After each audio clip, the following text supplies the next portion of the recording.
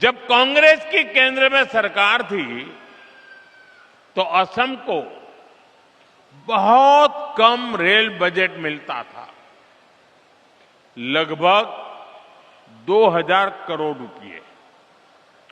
अब भाजपा सरकार में इसे बढ़ाकर लगभग 10,000 करोड़ रुपए सालाना कर दिया गया है। अब मैं आपको पूछता हूं, ये आंकड़ा आपको याद रहा क्या?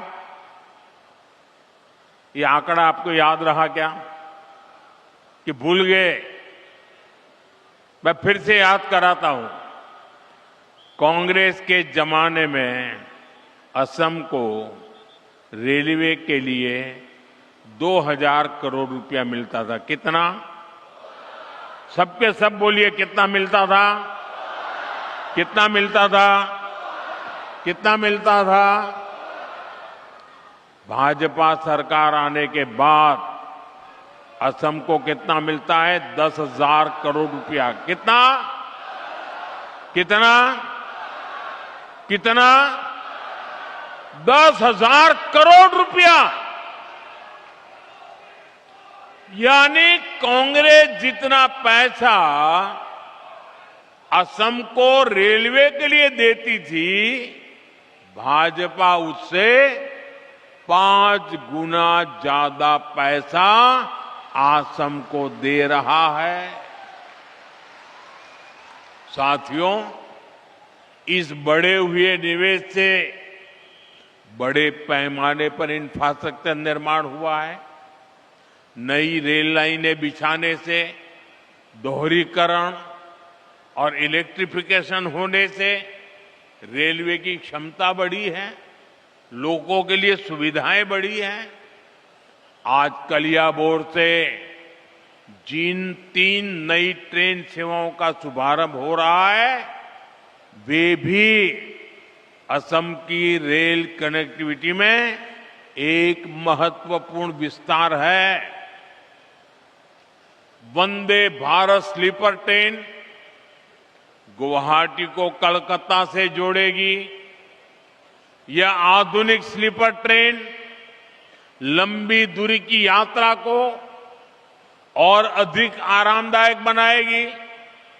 इसके साथ ही 2 अमृत भारत एक्सप्रेस ट्रेनों की शुरुआत की जा रही है। इन ट्रेनों के रास्ते में असम, पश्चिम बंगाल, बिहार और उत्तर प्रदेश के कई महत्वपूर्ण स्टेशन शामिल है, जिससे लाखों यात्रियों को सीधा लाभ मिलेगा। ये ट्रेनें असम के व्यापारियों को नए बाजारों से जोड़ेगी।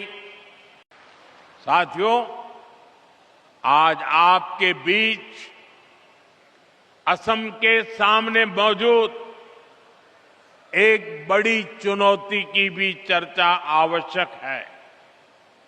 ये चुनौती है असम की पहचान बचाने की, असम की संस्कृति बचाने की।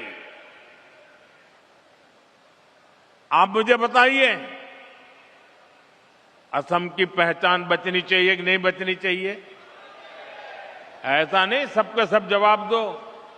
असम की पहचान बचनी चाहिए कि नहीं बचनी चाहिए? आप सबकी पहचान बननी चाहिए कि नहीं बननी चाहिए? आपके पूर्वजों की विरासत बचनी चाहिए कि नहीं बचनी चाहिए? आज असम में बीजेपी सरकार जिस प्रकार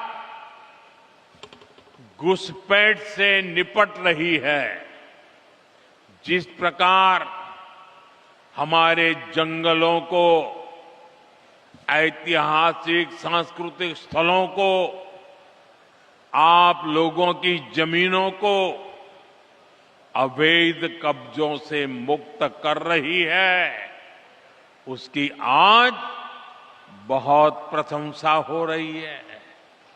ये सही हो रहा है कि नहीं हो रहा है? ये होना चाहिए कि नहीं होना चाहिए? ये आपके भले के लिए है कि नहीं है?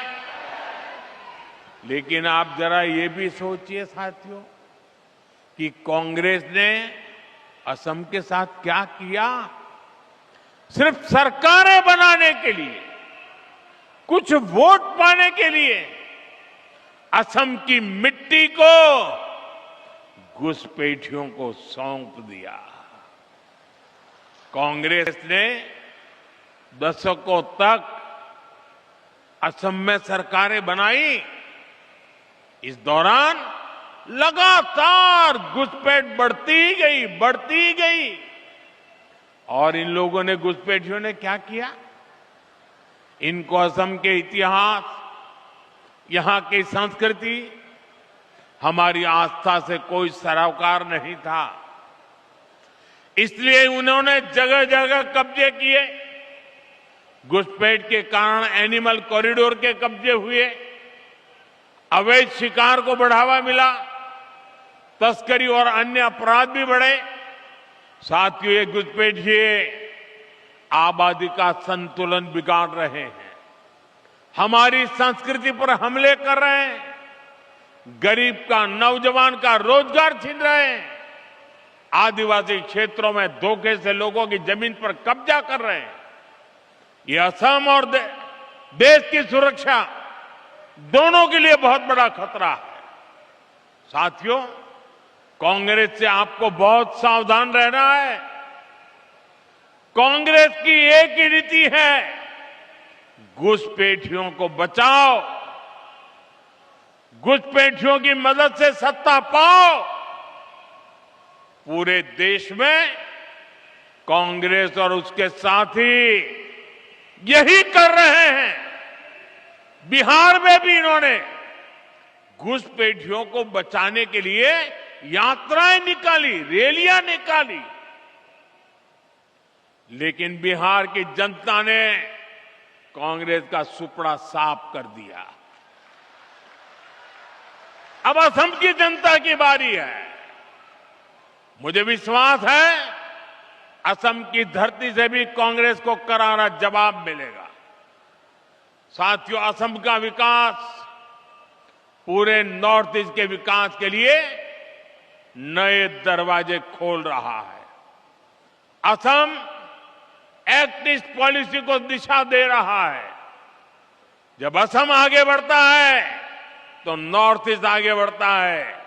जब नॉर्थ ईस्ट आगे बढ़ता है तो हिंदुस्तान आगे बढ़ता है। हमारे प्रयास और असम के लोगों का भरोसा पूरे नॉर्थ ईस्ट को नई ऊंचाइयों तक ले जाएगा।